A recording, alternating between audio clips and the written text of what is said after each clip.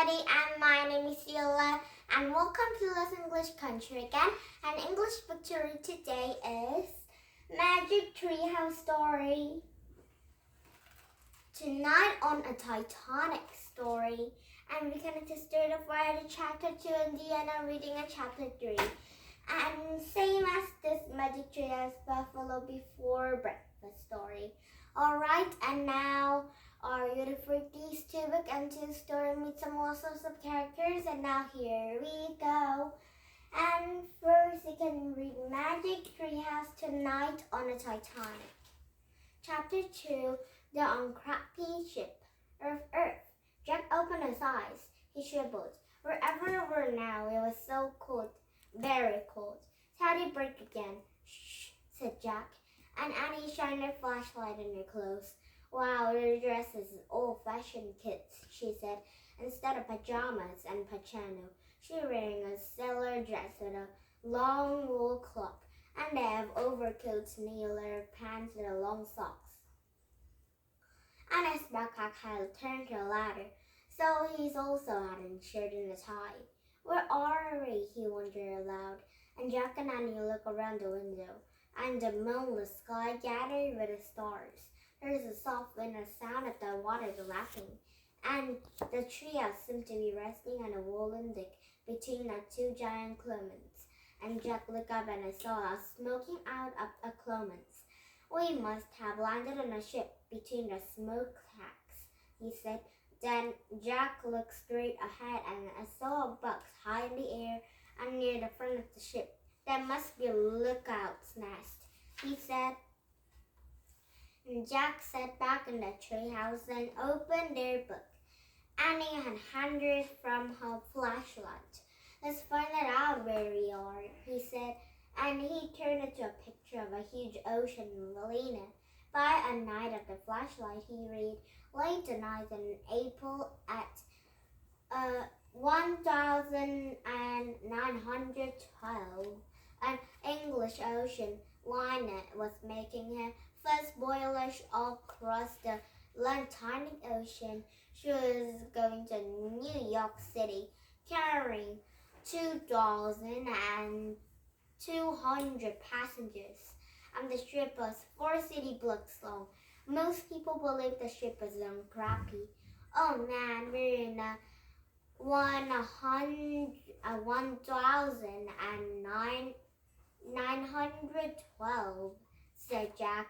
He pulled on his notebook and wrote April 14 and 1912. The ship is huge, said Annie. How will we ever find a gift from Free Teddy? You can't go looking for a gift, said Jack. You have to wait till someone gives it to you. Right, said Annie, wish aside. And well, I guess we just have to be ourselves, like Morgan said. And maybe we'll get lucky. This is hard, said Jack, and a little duck whined. Don't worry, Teddy, said Annie. Well, you free from your spell. Just a shout came from a lookout's nest. I sprang ahead, and Jack and Annie turned back to a window and just like to see a huge ice spring loom out of the sea. And the ice sprang dark with a huge and a white in the top, and it was right in the front of the ship. And Jack fell afloat, and his hard and graining sound.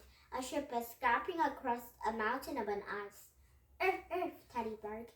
Shh, don't be scared, said Annie, and she picked a dog and hooked him.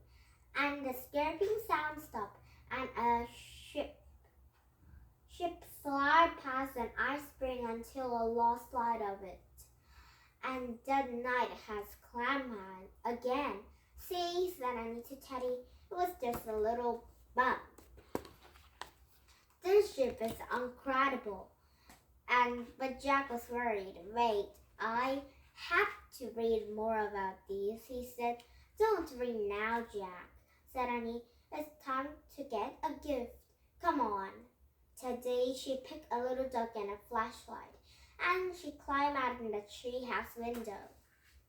Hey, don't take the flashlight, said Jack, but Annie was gone. Annie! Annie, called Annie. He heard a soft yikes, and Annie stuck her back in the treehouse. Bad news, she said in a whisper. I think you'd better see this.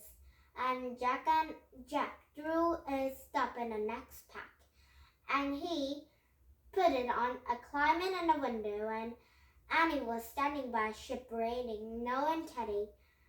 And without a word, she shined a flashlight, a lifesaver, holding for a rail, and a big black letters were the words RMS Titanic. Oh, I think it's a Titanic ship. And chapter 3, SOS. Oh, SOS means help. What do we help for tomorrow? And tomorrow we started at chapter 3 and then I'm reading a chapter 4, okay? And Mom is reading about a magic treehouse buffalo before breakfast. And chapter 2, Ocean of Grass. Early sunlight slanted to a treehouse. A cool breeze slided to white grass. Oh man, said Jack, these are knit clothes, said Jeans. And their jeans and t-shirts have motley changing. And there's pink shirt and pants. They wore frigid like a bearskin dress, and they both have a soft ladder boots and a coonskin caps. And his backpack was now on the ladder back. I felt like a mountain man, he said. If you're missing a mountain, suddenly he pointed to a window. And Jack and Annie looked out. A tree outside in a lone tree has a basket in a golden prairie, and the sun is rising on its dense stems. And wind whispered through a yellow grass. Shh, shh, shh, it said. We need to get from a power blue, said Jack. I bet it means the sky, said Annie, looking up. Yep, said Jack, the sky's growing bluer than it watched. But how were we supposed to get it? Just like last time, said Annie. We used to wait till someone gives to us. I don't see any sign of the people there, said Jack, and he's opened their book and read aloud. A giant plains in the middle of a unique skates. Before a tiny drift of centuries, and their vast, a prairie covered with a nearly 15 of America land, and some call it an ocean of grass, and Jack put it on a notebook. Come on, said Annie, and she picked up Teddy and carried him down the ladder. And Jack quickly wrote, a great plans and a lot of land. Wow, this isn't like an ocean of grass, said Annie, called from below, and Jack slipped in the great plans to do his notebook in a ladder and a back climbed down. And when he stopped in the ground, the grass came all up his chest, and it tickled his nose, and chilled his knees. Let's go on swimming in the grass ocean, said Annie. She started up Teddy under his arm, and the wind blew gently down and hurried after her. All he could see is rolling waves of the grass, and they walked and walked. Finally, they stopped to rest. And they have walked for months. They never see anything but grass, said Jack. Earth, earth. Teddy's saying something great up ahead, said Annie. You can't tell what he's saying, said Jack. He's just barking. I can't tell, said Annie. Trust me. We can walk all day, said Jack. Come on, said Annie, just a little dirt. And further, she said, start walking again. Oh, bother, said Jack, but he kept going and rode the tall, reaping grass, and there went to a small slope, then up and a rise, and the top of the rise. Jack froze. Wow, that is great, he whispered. Told you, said Annie. And now chapter 3 right now, Black Hunk. And I think they're going to find some mountain or buffalo before breakfast and take some gift from some a lot of friends. And now chapter 3, Black Hunk, will be started at tomorrow. And tomorrow we started at chapter 3 and then I'm reading the chapter 4, same as this book, okay? And now thank you for coming to my YouTube again. And please thumbs up my YouTube, and these stories will be these stories and these book will see tomorrow again, okay? And now bye for now. Happy Saturday. Now bye for now and happy